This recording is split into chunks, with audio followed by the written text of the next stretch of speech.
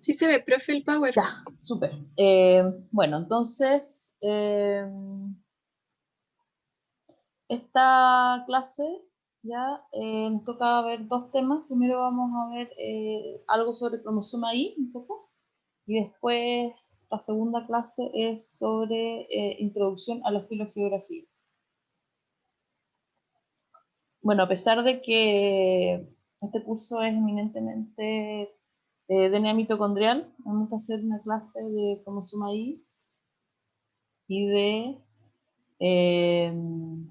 marcadores nucleares, ya a pesar de que no lo veamos a nivel práctico, pero es importante, ¿no es cierto?, conocerlos porque obviamente cada uno tiene algunas diferencias, pero se usan mucho, ustedes se van a encontrar, ¿no? Con mucho, ahora sobre todo con muchos estudios de cómo se llama. Bueno, algunas partes que son recordatorios, porque ya tuvimos también en el curso de genética una clase de cromosoma Y, igual no está de más nunca repetir este tipo de cosas para aprendérselas bien, ¿ya? El cromosoma Y entonces eh, se le llama contraparte de el DNA mitocondrial. Recordemos que el DNA mitocondrial se transmite exclusivamente por línea materna, o sea, es de las madres a los hijos, y después las hijas solamente son las que siguen transmitiendo el genoma mitocondrial.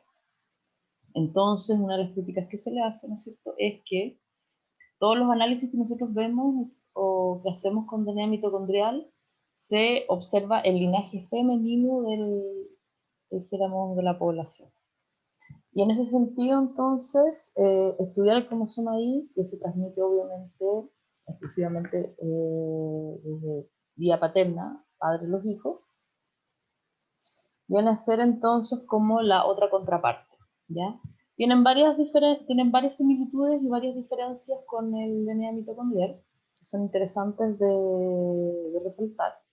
Ahora tenemos el cromosoma Y, como sabemos acá, no sé cómo lo vemos en esta foto de microscopía electrónica, es un cromosoma pequeño, ¿no es cierto? De partida es un DNA nuclear, lo cual quiere decir que tenemos una copia por célula de DNA, pero es un DNA bastante pequeño, cuya contraparte es el cromosoma X. Tienen ambos una zona recombinante que está en los extremos del cromosoma Y, en esta zona, ¿ya? Y lo interesante entonces, porque una de las cosas importantes justamente de usar marcadores uniparentales es la ausencia de recombinación. Y eso es súper importante porque nos permite ir siguiendo los linajes en el tiempo. Como no hay recombinación, todas las mutaciones que van apareciendo, tanto en la parte no recombinante del cromosoma Y como en el DNA mitocondrial, se van a ir acumulando en el tiempo.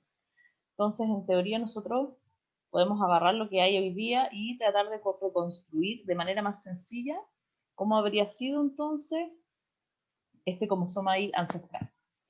Y eso es algo que no tiene obviamente los cromosomas autosomales, ¿no es cierto? El resto de los cromosomas para sufrir recombinación hace que sea más difícil estudiar. Entonces, esa es una característica súper importante que, ¿no es cierto?, ayuda harto a la hora de hacer filogenia, que por ejemplo, DNA nuclear es más difícil de hacer.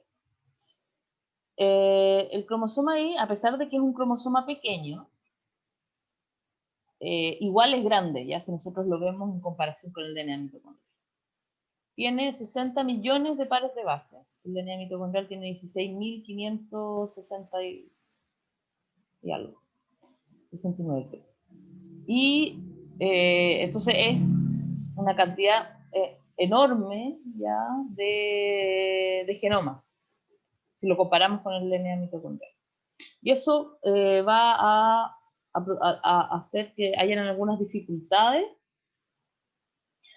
a la hora de analizarlo, porque no es lo mismo, ¿no es cierto?, analizar dijéramos, un genoma que tiene 16.000 pares de bases y un genoma que tiene 60 millones. ¿Ya? Entonces eso hace que hayan varias diferencias a la hora de aproximarnos para el estudio en sí. Bueno, y eso también hace que, sobre todo en un comienzo, ya en un comienzo cuando recién, en los años 90, trabajar con DNA mitocondrial era mucho más fácil, ya cuando todavía lo dijéramos en el laboratorio, las metodologías no estaban como ahora tan... Entonces,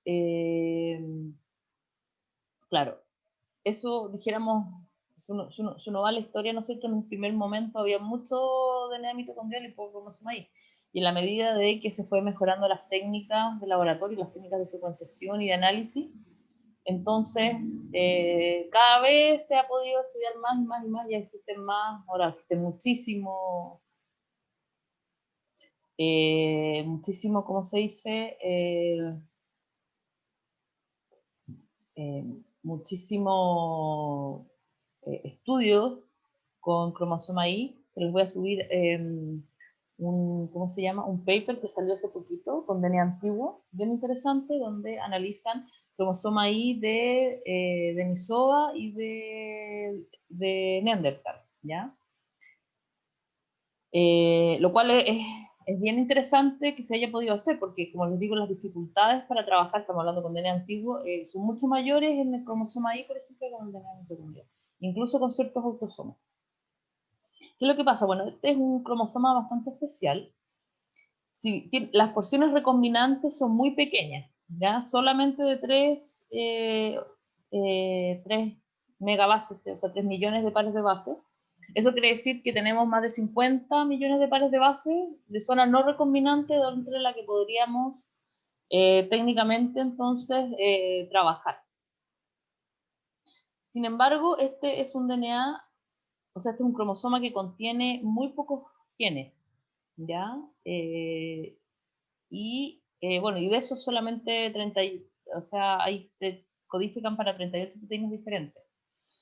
Entonces tiene una densidad génica muy baja. Eso también es bueno, ya, porque eso quiere decir que tenemos una gran cantidad de DNA, dijéramos, tipo neutro, ya. Recordemos que los genes van a estar sometidos a un tipo de presión selección negativa. Eso quiere decir que necesitan más tiempo para acumular mutaciones que una zona que sea neutra o que no tiene genes, porque la probabilidad, ¿no es cierto?, de que esa mutación afecte la proteína resultante y no pase a la siguiente generación es mucho mayor que en una zona, ¿no es cierto?, no codificante o neutral. Y obviamente también va a depender de el tipo de gen. Pero entonces, eso quiere decir que en el DNA, el cromosoma Y, en este DNA, entonces tenemos una gran cantidad de DNA que no va a codificar para nada. Entonces hay una gran cantidad de información, dijéramos, que podemos obtener. Lo interesante también es que este tiene tasas de mutación altas y bajas. Tiene tienes muchas zonas donde existen microsatélites. No sé si se recuerdan de la clase del curso anterior, donde vimos un poco, avalábamos un poco de los microsatélites, estas secuencias repetidas, que se encuentran a lo largo de todo el genoma y también se encuentran en el cromosoma Y. Y bueno, obviamente las zonas y tienen otras zonas más lentas, que son las zonas probablemente donde están los genes, ¿ya? Bueno, la región no recombinante tiene genes bastante específicos que van a estar relacionados con, obviamente, fertilidad y caracteres sexuales masculinos, secundarios y primarios. Y tiene entonces una zona, este gen de aquí es el SRI, que es un factor de transcripción muy importante, ya que cuando se activa entonces, es el que va a desencadenar la cascada transcripcional que va a producir, dijéramos, testículos en los varones, ¿ya? Y bueno, otros genes más, ya acá hay eh, que como les decía van a estar influyendo en en caracteres secundarios. Hay otra cosa interesante del cromosoma Y, es que muchos de los genes están repetidos en una gran cantidad de copias. O sea, eso también pasa, y eso ¿por qué pasa? Porque evidentemente hay genes que son muy, muy importantes, por ejemplo, los que están relacionados, no sé, con los espermatozoides, nosotros producimos espermatozoides, otras cosas. Tener muchas copias, eso es algo que se usa también no solamente en el cromosoma Y, tener muchas copias del mismo gen ayuda, ¿no es cierto?, a de que si hubiera alguna mutación o algo, entonces, que no se produzca una situación, ¿no es cierto?, complicada para el organismo. Bueno, los cromosomas sexuales evolucionaron de diferentes autosomas en Teria. Teria es el grupo, ¿no es cierto?, mayor de animales, que incluye mamíferos placentarios y marsupiales y los monotremas. Todos se los cuento porque eso quiere decir que, dijéramos, nosotros con por ejemplo, un koala compartimos, ¿no es cierto?, un origen de cromosomas sexuales que es diferente al origen que obtuvo los monotremas. Eso quiere decir que nosotros nos podemos ir hacia atrás también para ver cuándo habrían aparecido, ¿no es cierto?, los cromosomas sexuales. Obviamente la determinación primaria, el estado primario de determinación de sexo, no son los cromosomas, ¿ya? Tenemos, por ejemplo, los cocodrilos o peces, ¿no es cierto?, que ellos tienen un sistema de determinación sexual que no es genético, me refiero a cromosomas sexuales, ¿ya?, sino, por ejemplo, está asociado a la temperatura. En el caso de, por ejemplo, los cocodrilos, una temperatura va a producir más de hormona masculina, hormona femenina, y eso va a producir entonces el sexo de los individuos. Y entonces tenemos que irnos a la separación de monotremas y el resto de Teria para ver cuándo habría sido, entonces cuándo habrían aparecido estos cromosomas sexuales. Ya estamos hablando de por lo menos 200 millones de años. O sea, 180 millones de años, bastante tiempo, dijéramos, de evolución ya de este linaje. Es bien interesante porque los monotremas, cuyos únicos representantes en el mundo animal están en Australia, son el equidna y el ornitorrinco, tienen un sistema diferente donde tienen varios cromosomas sexuales, ya no solamente uno como nosotros. Entonces, y bueno, tienen, ¿cómo se dice? Bueno, son parcialmente homólogos a los cromosomas sexuales 3 y 5 de las aves. ¿Ya? Es bien interesante, los monotremas tienen ahí, uno los asocia más a animales, pero después cuando se ha hecho análisis genético, en realidad se ve que están ahí tienen mucho genoma como origen aviario también, ¿ya?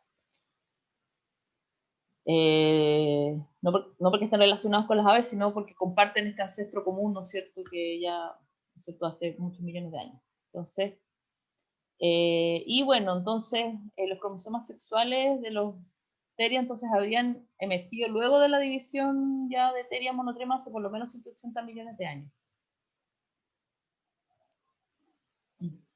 Y bueno, es una filogenia bien interesante, ¿ya? Donde entonces se muestra, dijéramos, aquí lo que hacen los autores, obviamente, cuando se hacen estas cosas como genética evolutiva, ¿ya? Se comparan los diferentes genes y se pueden obtener entonces edades, por ejemplo, de posibles apariciones, cuando habrían aparecido entonces, además que vamos a encontrar de que van a haber algunos genes que van a ir apareciendo en determinados linajes y no van a estar presentes en otros, entonces así nosotros podemos ir reconstruyendo la evolución ya del cromosoma Y. Ya uno de los primeros, obviamente, genes en aparecer es el SRI, que es el gen que va a determinar, obviamente, la aparición de testículos hace 180 millones de años. ¿Okay? Bueno, acá les puedo subir también este paper, ¿ya? Acá vamos a ver, bueno, que debería haberle puesto para que lo vieran, pero obviamente hay bastantes diferencias ya entre los cromosomas Y de los diferentes animales con respecto a ya ciertos genes que van a estar mucho más presentes, van a estar mucho más conservados. Nosotros los vamos a encontrar en todos los linajes, por ejemplo, probablemente genes entonces que están son muy importantes para la determinación, por ejemplo, de testículos o cosas así. Otros genes, ¿no es cierto?, van a ir apareciendo o se van a ir perdiendo también, puede pasar, ¿no es cierto?, que hayan genes que, por ejemplo, se vayan inactivando en el paso del tiempo, se transforman en pseudogenes, etc. Acá les muestro, por ejemplo, otro estudio, ya, donde también ¿cómo se dice? También el tópico es la evolución de cromosoma Y, y es bien interesante, ¿no es cierto? Aquí mira, tenemos rhesus, chimpancé y humano, y para estos genes que ellos miraron, en chimpancé, ¿no es cierto?, se produjo una inactivación de algunos genes. Entonces, si nosotros miramos en este caso con el rhesus, tenemos más similitudes que con chimpancé. Obviamente, si nos vamos a ver a los genes en sí, vamos a encontrar más diferencias porque, como se dice, el tiempo de separación ya de humanos con rhesus de como 20 millones de años o más, más yo creo probablemente, y con chimpancés serán 6 millones de años. Lo importante, ¿no es cierto?, es recordar de que cuando las poblaciones se separan también continúan, dijéramos, evolucionando sus propios genomas. Tenemos entonces el caso como, por ejemplo, en el cromosoma Y del chimpancé se van a inactivar ciertos genes que no están inactivos en nosotros, y que se van a transformar entonces en pseudogenes. Bueno, como les decía, se ha estudiado bastante ¿cómo se dice?, el cromosoma Y. Y bueno, si bien ustedes se acuerdan, acá, ¿no es cierto?, veíamos que muchos de los genes, ¿no es cierto?, se encuentran iguales. Uno mira acá y dice, oh, estamos muy similares con Rhesus, pero en realidad, cuando vamos a mirar el cromosoma Y en sí, ¿no es cierto?, encontramos altas diferencias, obviamente, porque han pasado muchos millones de años de evolución. Mientras más tiempo pasa, la probabilidad de que hayan arreglos mayores aumenta. Y entonces, bueno, vamos a ver de que si nosotros comparamos entonces, vamos a encontrar de que son bastante diferentes, ¿ya? A pesar de que puede ser que las zonas de los genes tal vez no se hayan modificado tanto, pero el resto, recordemos que el cromosoma Y tiene pocos genes, tiene baja densidad génica, entonces, en el fondo tiene una gran cantidad para cambiar, dijéramos. Y bueno, se ha estudiado entonces y se ha visto o han, ¿cómo se dice?, dividido ya el tipo de secuencias que existen en el cromosoma Y o de regiones ya en 5. Primero tenemos las regiones pseudoautosomales, que se les llaman PAR, que son las partes que van a recombinar entonces con su contraparte con el cromosoma X. Después tenemos entonces heterocromatina. Hay una gran cantidad de heterocromatina en el DNA, o sea, en el cromosoma Y, ¿ya? Obviamente, muchas de las zonas que no codifica para nada, por ejemplo, donde están los microsatélites o todas estas secuencias repetidas, entonces, imagínense, son 40 millones de pares de bases, ¿ya? O sea que, no van a codificar para nada y van a estar como heterocromatina. Eso quiere decir que van a estar, dijéramos, el genoma va a estar sobrecondensado. No sé si se recuerdan de la eucromatina y la heterocromatina. La eucromatina es esta cromatina que está más descondensada, y en general es porque hay obviamente genes, ¿no es cierto? Entonces esta sobrecondensación no es necesaria. Hay otra parte que se llama región X transposada, que es esta parte de aquí, que esto es exclusivo de los seres humanos. Por ejemplo, los chimpancés no tienen esta zona. ¿Ya? Entonces, obviamente, ocurrió una vez posterior a la separación del linaje. Cuando se han hecho estudios, se calcula que este evento habría ocurrido hace 3 o 4 millones de años. ¿Ya?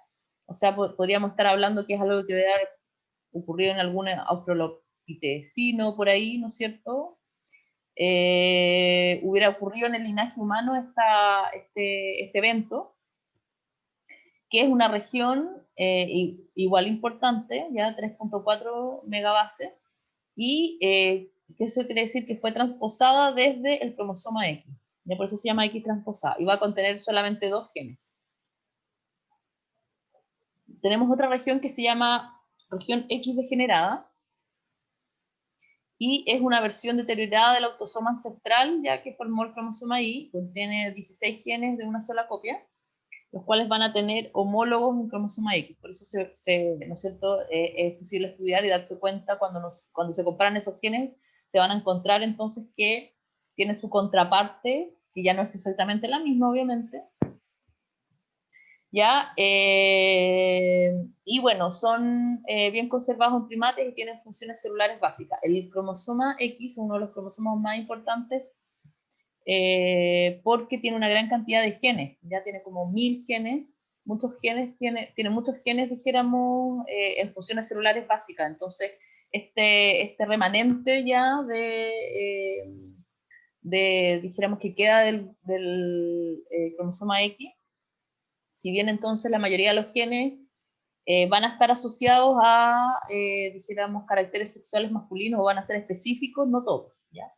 Y después tenemos unas que se llaman regiones amplicónicas, que por ejemplo, interesante, los chimpancés tienen unas porciones bastante mucho mayores de estas regiones, ya son secuencias altamente repetidas, y en humanos contienen alrededor de 60 genes, pertenecientes a 9 familias, los cuales tienen funciones específicas en determinación masculina, ¿ya? Y acá, bueno, vamos a encontrar muchos genes, entonces, que están repetidos una gran cantidad de veces, así podemos encontrar 15 copias de un gen.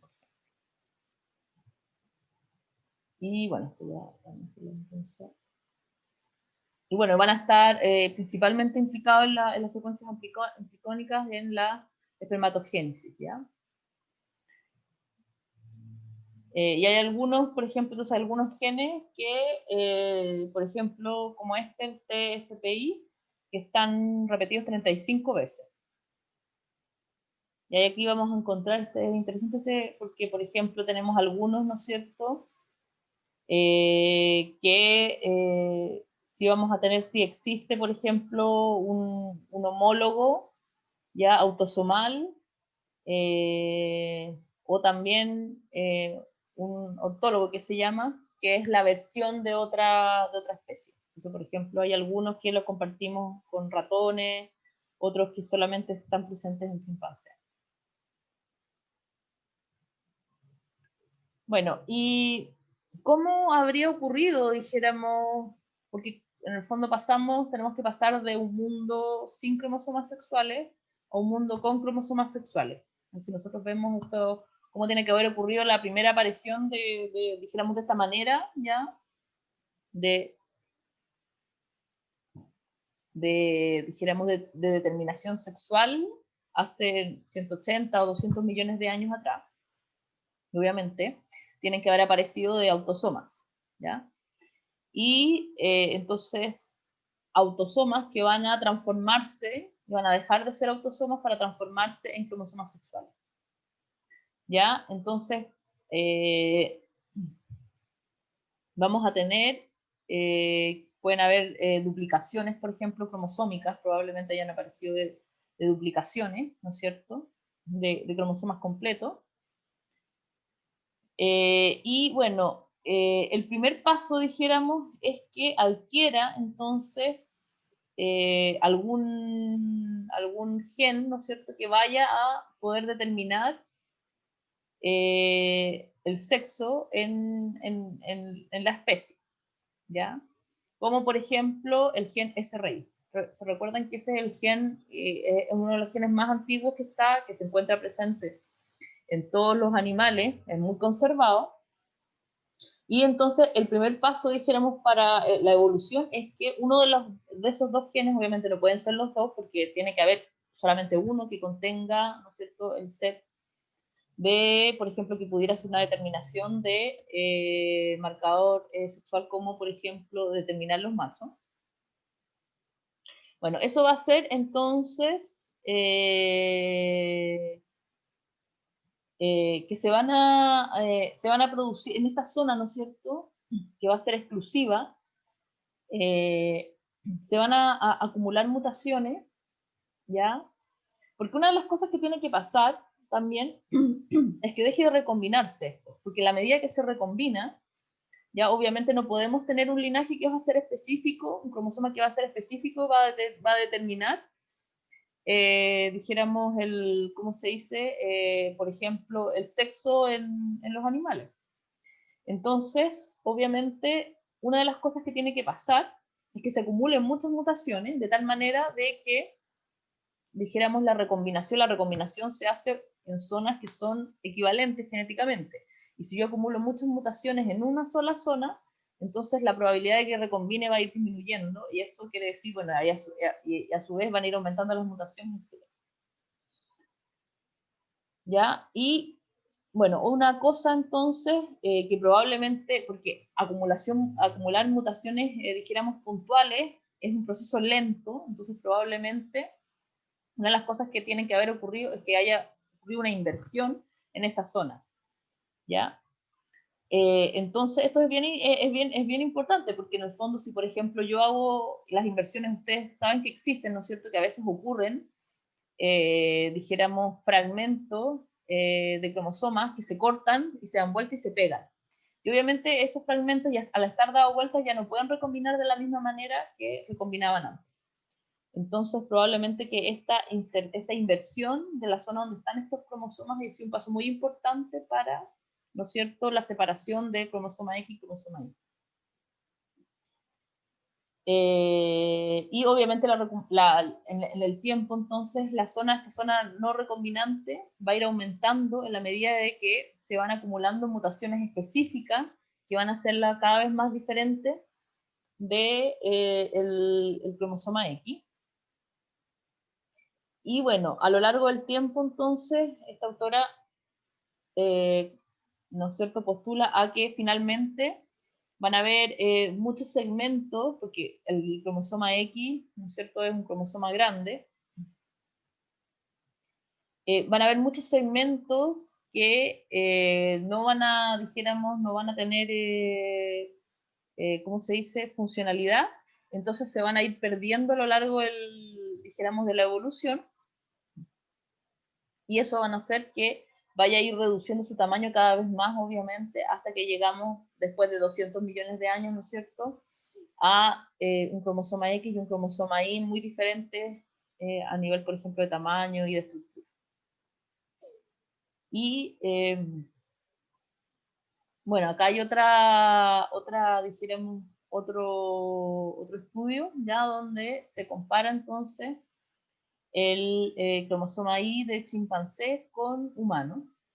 Se fijan entonces, hay bastantes diferencias con respecto, por ejemplo, la región amplicónica es mucho más grande. Ya el X degenerado es, es bastante conservado, porque esto es, ¿no es cierto?, es ¿cómo se dice?, es un proceso que ocurrió hace bastantes millones de años atrás, que es compartido entonces en todos los primates. Y como ¿se acuerdan que les decía que tenían funciones celulares básicas? Entonces, por ejemplo, por eso hace que sea mucho más conservado en genes, pero también a nivel de estructura, la cantidad de genoma que hay, etc. ¿Ya? Y bueno, obviamente tenemos esta región específica equitransposada, que solamente la vamos a encontrar en los humanos, que no se encuentra... ¿Ya?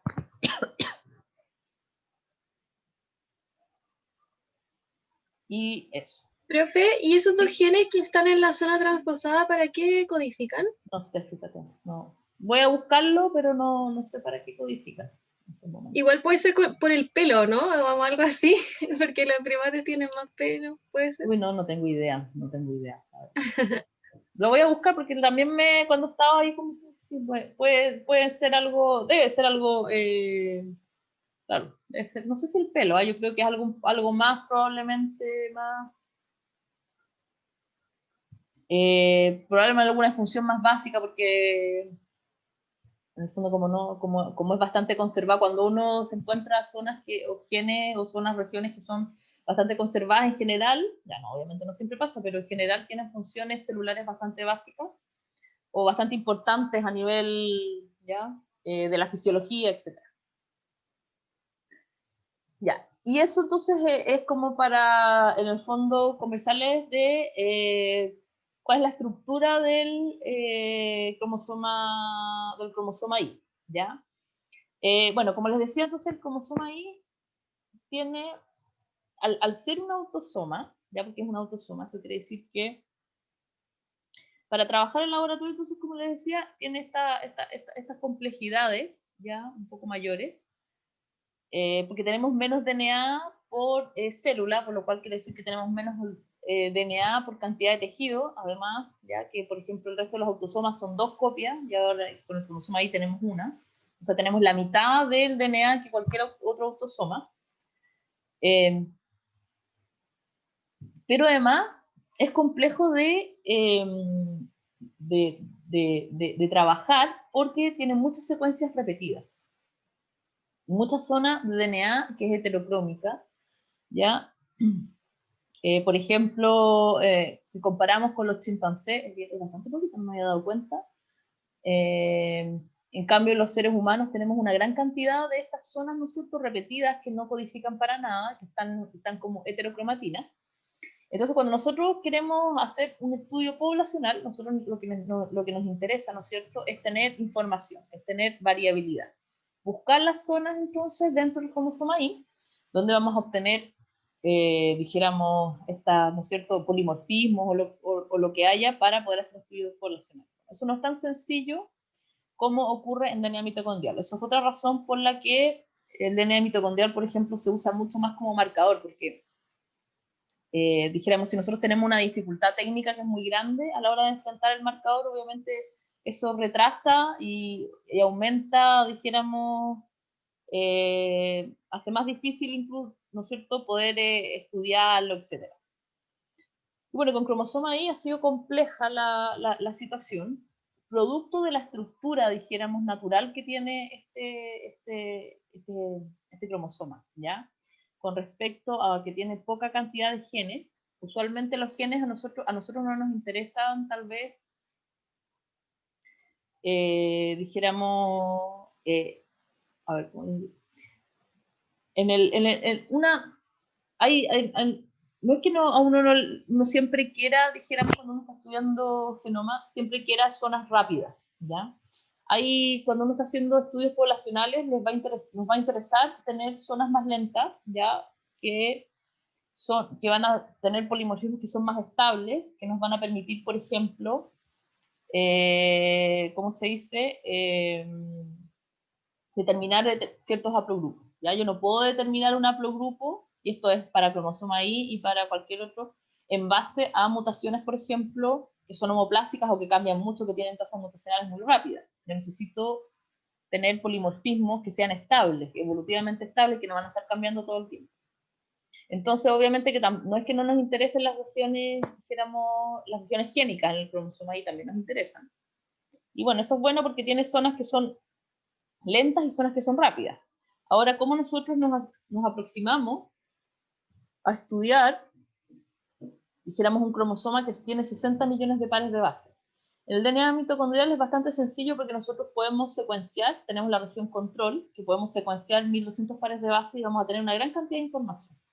Listo, en el cromosoma Y no podemos hacer eso. O sea, si yo agarro, no sé, 1200 pares de base en cualquier parte, no voy a encontrar, dijéramos, un análogo.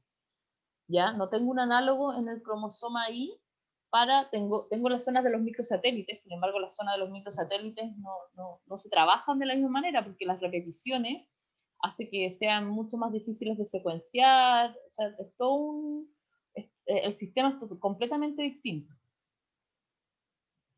Entonces,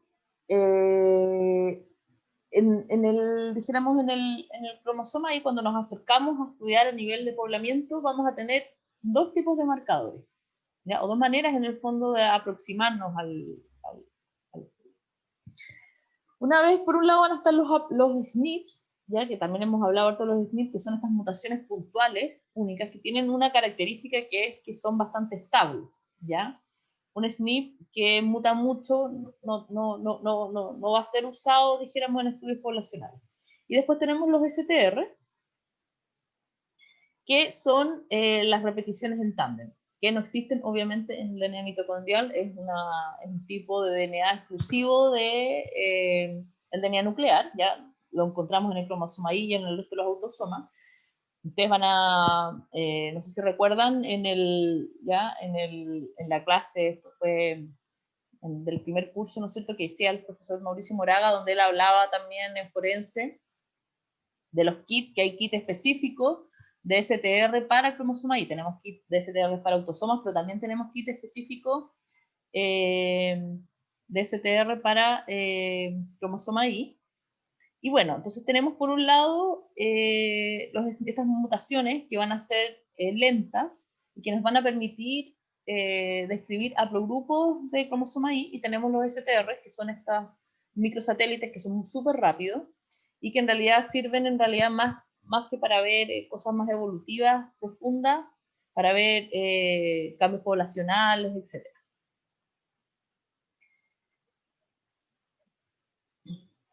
Y bueno, los SNPs, estos Single Nucleotide Polymorphism, ¿cómo se llama? Son marcadores bialélicos. Todos los SNPs son marcadores bialélicos. Ya bialélicos quiere decir que existen solamente dos respuestas, el estado ancestral y el estado derivado. ¿Ya? Si yo tengo una A, el estado derivado es, por ejemplo, G y punto. No tengo más respuestas en los STR, ¿no es cierto? Son multialélicos, eso quiere decir que podemos tener un STR que puede tener 5 alelos distintos, ¿ya? Para los SNP. Y bueno, tienen una baja tasa de mutación y representan eventos evolutivos únicos. Eso, por eso nos importan, y obviamente el problema de los SNPs es que, a diferencia, por ejemplo, de DNA mitocondrial, que los tengo en una región como concentrada, ¿ya? En el cromosoma Y los tengo repartidos dentro de los 60 millones de pares de base. O sea, si quitamos las zonas autosomales, entonces ya los vamos a tener repartidos dentro de más de 50 millones de pares de base. Entonces, por un lado, tenemos que en 50 millones de pares de base tenemos una gran cantidad de SNPs existentes. O sea, estos ¿no es cierto?, polimorfismos únicos van a haber muchos, y por otro lado van a estar dispersos a lo largo del genoma. Entonces, no es que yo pueda, dijéramos, amplificar, por ejemplo, una zona X del cromosoma Y y estudiar. Si yo quiero hacer, en el fondo, haplogrupos. Entonces, bueno, esto yo creo que es una de las principales complejidades que tiene el DNA, el cromosoma Y, y que, por ejemplo, ahí lo vamos a discutir un poquito más qué pasa cuando veamos un poquito con América, ya, de que la manera de describir estos haplogrupos, ¿ya? Porque ¿cómo yo describo estos haplogrupos? La única manera de hacerlo, cuando uno en general está describiendo un haplogrupo, ¿no es cierto?, es comparar un set de individuos, ¿ya? Y ver que entonces en este set de individuos apareció la mutación tanto que no está presente en este otro set de individuos. Entonces tengo un polimorfismo, ¿no es cierto?, que va a ser específico y que me va a estar entonces produciendo, o me va a estar dando origen a un linaje, a un clado, como lo quieren llamar. Bueno, en el DNA, entonces, hagamos eso ahora con el cromosoma Y. ¿Qué quiere decir eso? Quiere decir que yo tengo que agarrar, ¿no es cierto?, y secuenciar regiones muy grandes del genoma de varios individuos para poder encontrar Entonces, estos polimorfismos, ¿qué me van a estar? Bueno, igual en el tiempo, ya porque esto el cromosoma Y ya lleva, no sé, 20 años desde que yo creo, tal vez más, no sé, 2000, probablemente antes, ya han pasado otros años entonces, eh, desde que se están buscando ya estos polimorfismos, y hoy en día existen, bueno, ya yo también diría que ya están descritos todos los haplogrupos, ya también son por letras A, B, C, D, E, obviamente no, las letras no tienen una correlación con los haplogrupos de DNA mitocondrial. El haplogrupo A, el cromosoma Y no tiene nada que ver con el haplogrupo A de DNA mitocondrial, ¿ya? Y lo otro es que en la medida que van, dijéramos que van estudiando las zonas del genoma, van a ir apareciendo más SNPs que van a, por un lado, que van a definir un haplogrupo. O sea, un haplogrupo puede estar definido por más de un SNP. Acá no se ve bien, pero si ustedes miran van a ver, por ejemplo, no sé, el haplogrupo E, ya que tiene así ahí, o sea, varios ahí, esos chiquititos son los distintos SNPs que van a estar definiendo el haplogrupo E. Eso quiere decir que todos los individuos que tengan el haplogrupo E van a tener todos esos SNPs, no solamente uno. Ahora yo no necesito hacerlos todos para decir que va a ser del haplogrupo E, ¿no es cierto? Basta con que yo tome uno, y entonces si ese individuo es positivo, yo voy a decir que es del haplogrupo E, y obviamente si yo testeara, eso no podemos saberlo, pero puede, ¿no es cierto? Deberían estar presentes todos los otros SNP descritos. Y en la medida entonces que se han ido estudiando cada vez más y más y más y más, ¿no es cierto?, secuenciando regiones del genoma, del cromosoma Y, han aparecido más SNP también, pero SNP específicos, ¿ya? Entonces se van describiendo sublinajes, que es lo mismo que ocurre con el DNA mitocondrial, ¿no es cierto? Yo tenemos el B2 y después tenemos el haplogrupo B2, ¿no es cierto? A, por ejemplo, que pertenece a no sé qué, y así sucesivamente en el cromosoma Y también pasa lo mismo. ¿Ya? Entonces se han descrito otros SNP que van a, ¿no es cierto?, pertenecer y que van a ser más regionales, y obviamente eso es lo que a nosotros nos interesa. A nosotros nos interesa, dijéramos, ir describiendo linajes o sublinajes, ¿no es cierto?, que van a ser específicos de determinadas poblaciones, etc. Bueno, entonces hasta la fecha existen 20 haplogrupos diferentes denominados con letras de la A a la T. Como les decía, yo no creo que ya sea posible encontrar haplogrupos distintos, porque ya se han estudiado en el fondo, poblaciones de todos los continentes. Lo que sí es posible encontrar, ¿no es cierto?, o sea, sublinajes específicos para la población.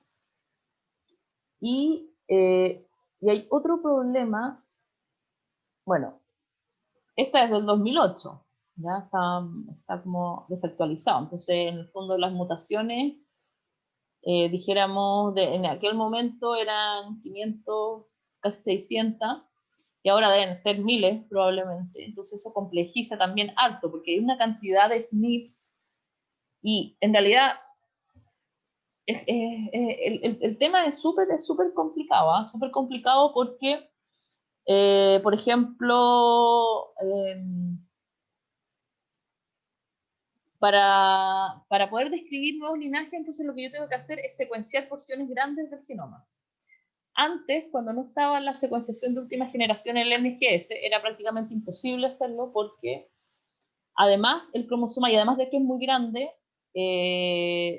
todas estas zonas, dijéramos, repetidas, hace que las polimerasas se caigan. Entonces técnicamente es muy difícil de secuenciar el cromosoma, ¿ya? No es fácil. Entonces cuando dijéramos, el NGS aparece, obviamente significa ¿cómo se dice?, una cosa, o sea, es muy positivo, dijéramos, para ¿no es cierto?, para el estudio de cromosoma Y, porque eso quiere decir que tenemos una manera más sencilla, aunque muy cara también, ¿ya?, de poder estudiar y buscar estas mutaciones.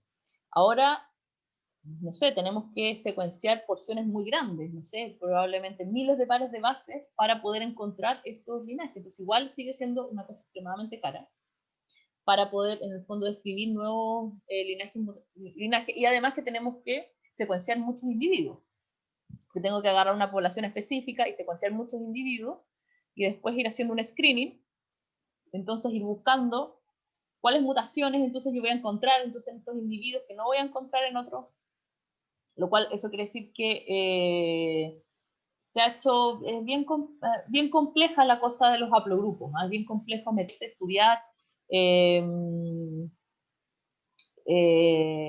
Hay también aparecen una gran cantidad dijéramos, de SNP, o sea, son miles, ¿ah? No sé cuántos habrán, 10.000, yo creo que ya 5.000, no tengo idea.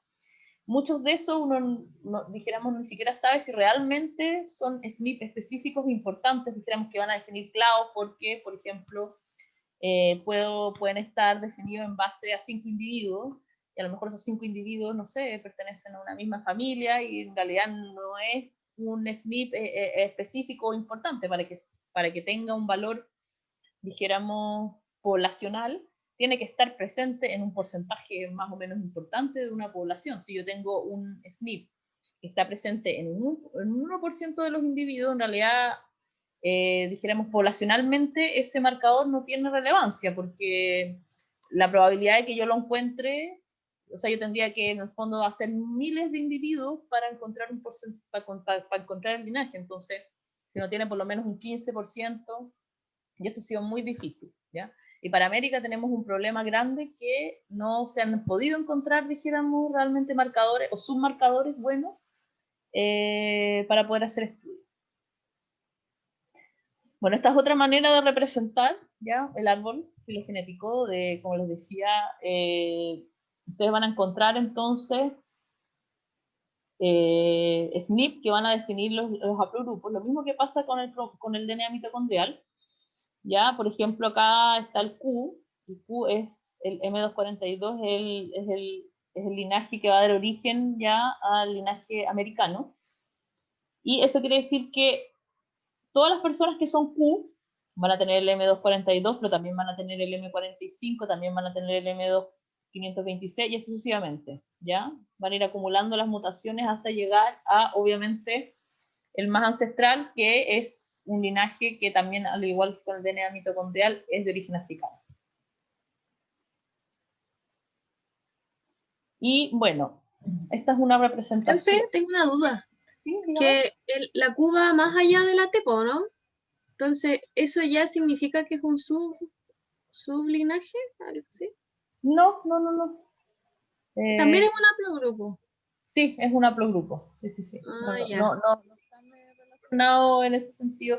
El orden de los, digamos, está acá probablemente en la medida de que, como vemos, por ejemplo, el linaje ancestral, lo que pasa es que cuando se empezaron a estudiar estos sublinajes, durante un tiempo cada investigador les ponía un nombre distinto. Al DS no sé cuánto lo nombraban de distinta manera y todo.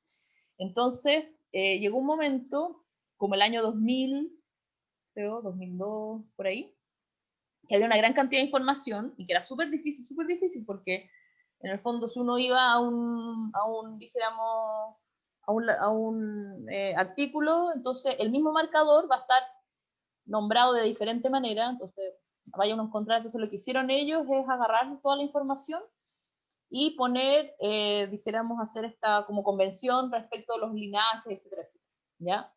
Y por eso, a diferencia de lo que pasa con el DNA mitocondrial, por ejemplo, sí hay una correlación, o la correlación es mejor, dijéramos, entre la antigüedad, o sea, los cromosomas más antiguos, el A y el B, son africanos, efectivamente. Y el Q, que es uno derivado, ya, pero no sé si están exactamente Profe, pero me equivoqué porque es QRST en el abecedario, no viene después de la T. No, pero da lo mismo igual, ¿eh? No importa. No sé si realmente a lo mejor pueden, yo no manejo así como el SL, de dónde vienen efectivamente, si, ¿ya? O sea, es probable que, claro, sea más derivado el Q, pero pueden no encontrarse con, no necesariamente tiene que calzar, ¿eh? Pero sí calza mucho más que con, dijéramos que con por ejemplo, el C, el linaje C, ya que debería ser uno, podría decir un africano, no es africano, sino que es uno, o sea, existen, no sé si euroasiático, indoasiático, por ahí, ya, pero es asiático. Entonces ya no siempre calza, pero sí tiene una mejor correlación que con Denemic-Godreau. Y eso porque, obviamente, en ese momento entonces se juntó un grupo de gente que, por convención, entonces dijo ya, este marcador se va a llamar de aquí en adelante tanto y así sucesivamente, y como que aunó entonces todo ese... Bueno, ¿cómo se dice? Hay una cosa, la distribución. Entonces, ¿cómo está la distribución? Ya vamos a encontrar de que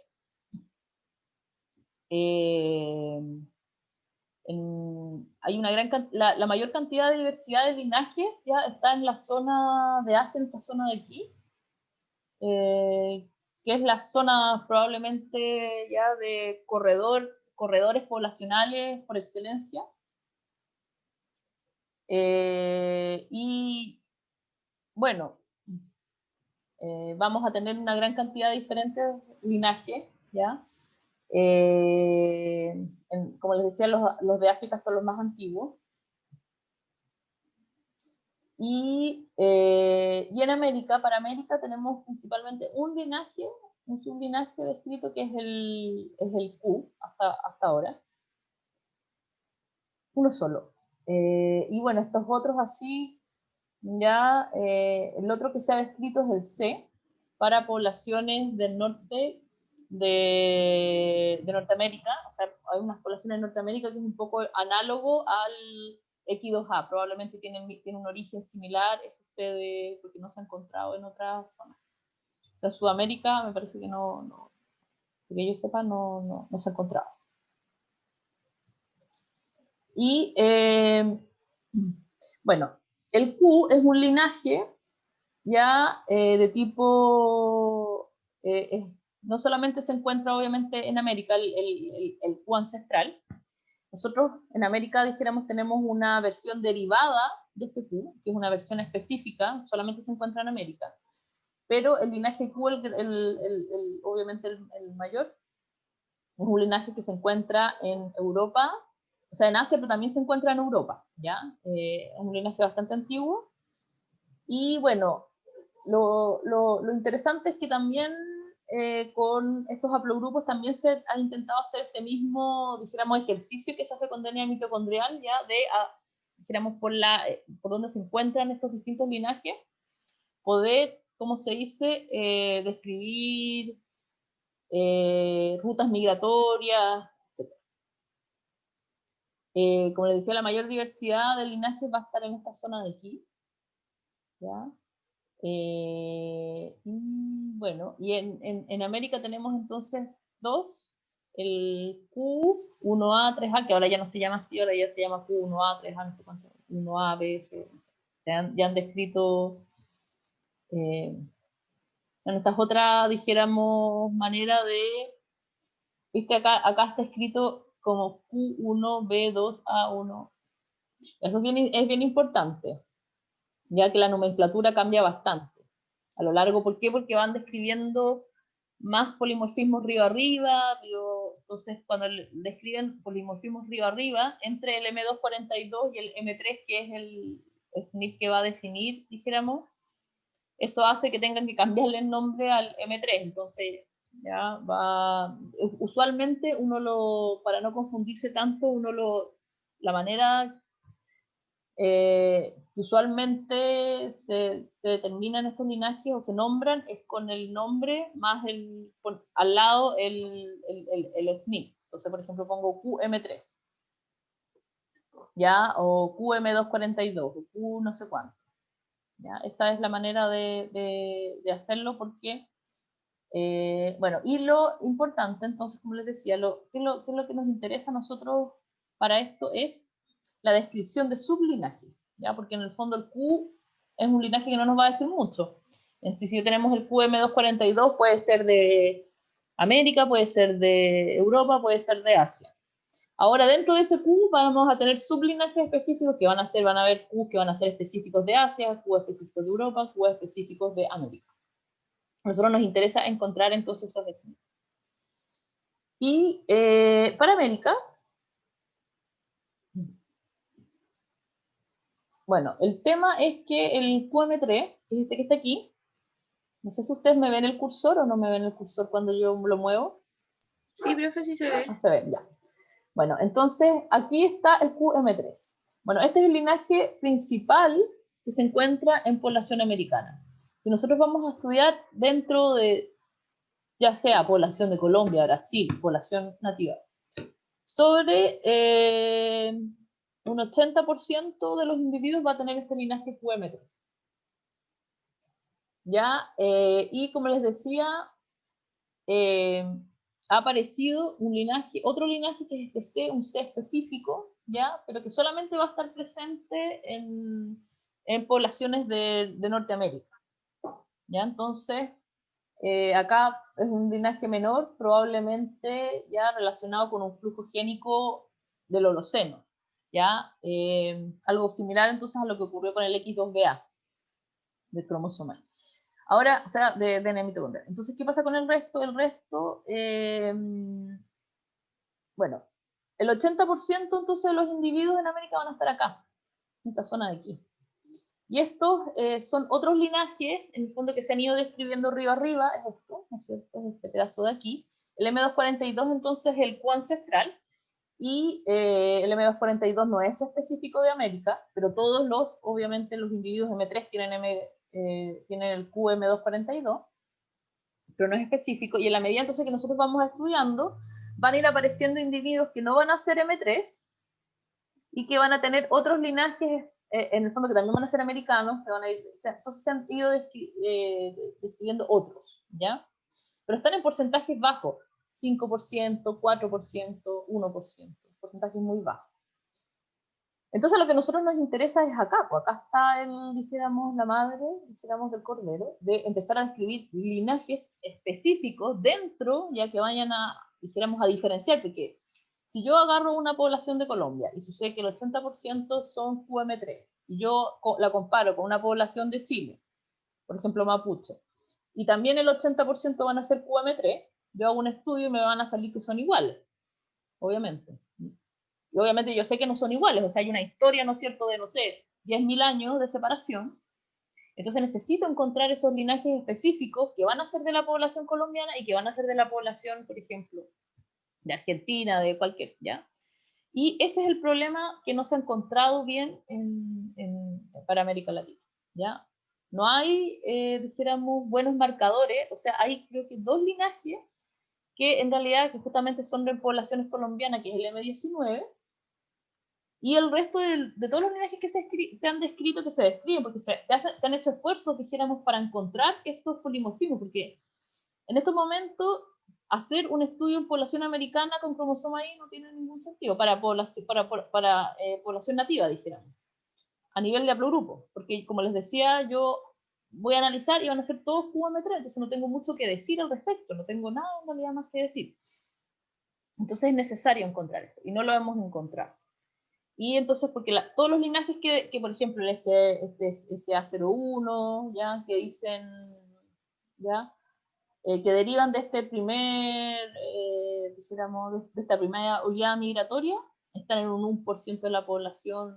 Bueno, ahí hay un problema y hay varias razones en el fondo que uno puede decir. Uno, probablemente este cromosoma está muy afectado a nivel de pérdida de diversidad por el proceso de colonización. Ya nosotros sabemos que eso es una cosa que ocurrió.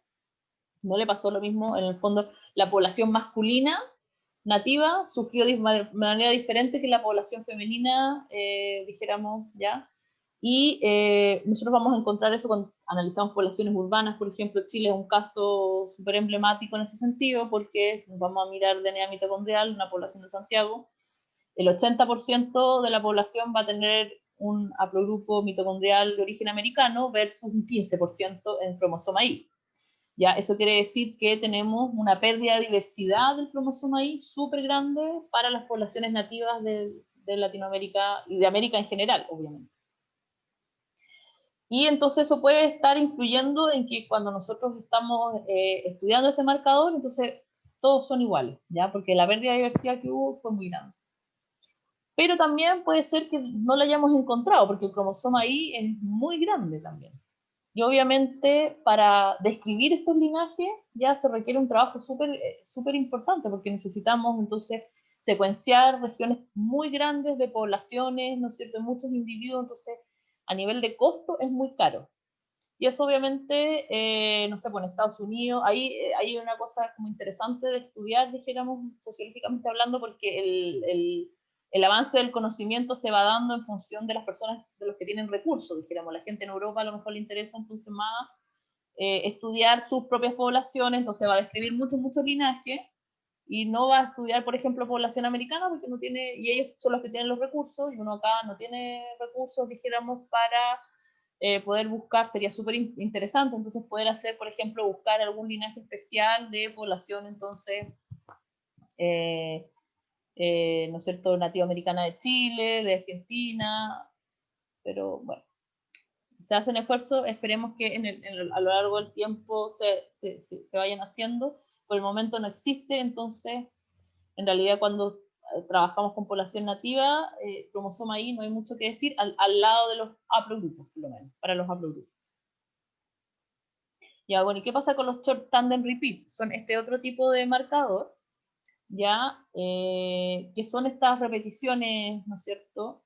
Existen kits ahora que igual están hechos con un sentido forense, pero igual se usan mucho en poblamiento humano, porque en el fondo si yo estoy estudiando población nativoamericana y hago un estudio de haplogrupo, no me sale nada, entonces usualmente hay que juntarlo con los STR.